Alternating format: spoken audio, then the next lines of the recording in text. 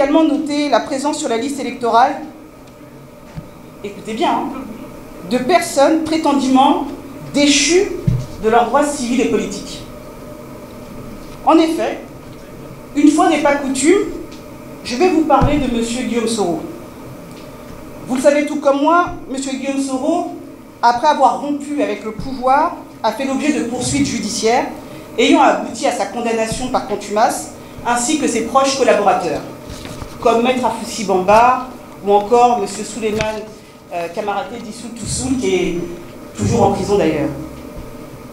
Pourtant, tenez-vous bien, si M. Guillaume Soro a été radié de la liste électorale, Maître Afoussi Bamba et Soul Toussoul, qui avaient également été condamnés dans la même affaire criminelle, figurent eux toujours sur la liste électorale. Il en est de même dans une toute autre affaire criminelle concernant le général Dogboblé et le colonel Jean Abi, qui n'ont pas perdu leur qualité d'électeurs et se trouvent sur la liste électorale. Il en est encore de même du commandant Anselme Seka, dit Seka Seka. Oui, toutes ces personnes sont sur la liste électorale. Tous ces militaires qui croupissent en prison et dont on ne cesse de réclamer la libération ont tout de même le droit de voter. Et sont sur la liste électorale, contrairement à toutes les allégations de la CEI qui peinent à justifier l'injustifiable. Elles peinent à justifier l'injustifiable. Pour ce qui est des suspicions de fraude, on va prendre qu'un exemple, c'est la commune de Dabou. Parce qu'elle illustre assez bien ce qui nous a été dénoncé un peu partout sur le territoire ivoirien. Pour la seule commune de Dabou, c'est plus de 800 suspicions de fraude qui nous ont été dénoncées. Il nous a été remis des documents dans lesquels des mêmes individus présentent des parents différents, suivant qu'il s'agisse de leur acte de naissance ou de leur carte d'électeur. Les noms et prénoms des parents changent, ou parfois c'est la date et le lieu de naissance qui sont différents, alors que cela concerne la même personne.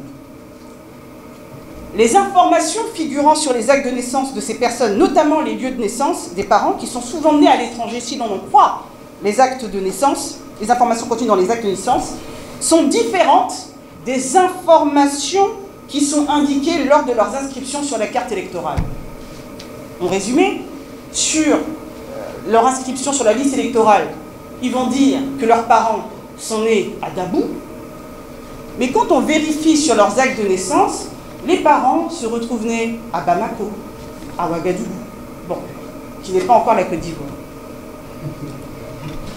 Les fausses déclarations à elles seules sont ainsi de nature à douter du droit de ces personnes à figurer sur la liste électorale. Sinon, pourquoi mentir? Et pourtant, ces personnes hautement suspectes figurent bien sur la liste électorale. Les informations contenues sur la liste électorale sont telles que vous avez des électeurs qui ont des pères, et surtout des mères, on a vu plusieurs cas comme ça, de mères qui auraient mis au monde ces électeurs à, tenez-vous bien, 120 ans.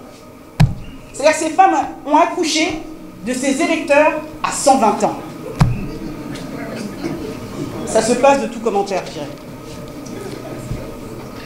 Nous avons également pu constater qu'il y a des individus qui font état d'une filiation qui est contredite par les éléments figurant sur leur acte de naissance. Ainsi, un même acte de naissance semble avoir été utilisé par plusieurs électeurs pour justifier de leur filiation et de leur capacité à figurer sur la liste électorale. Il y a ainsi plus de 800 cas dans la seule commune de Dabou. Plus de 800 cas.